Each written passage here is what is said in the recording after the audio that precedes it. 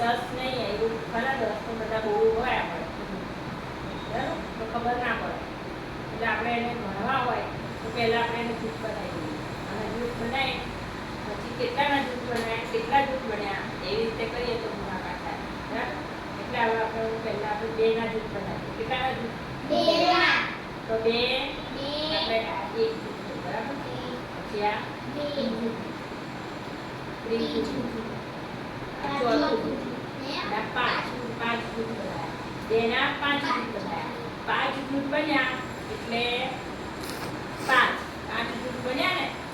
એટલે એ 5 કહેવાય બરાબર અને પછી ગુણ્યા કરવાના ગુણ્યા એક જૂથ કેટલાનું છે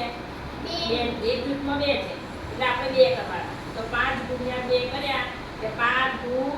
10 એટલે ટોટલ આ બધા જ જે થયું કેટલા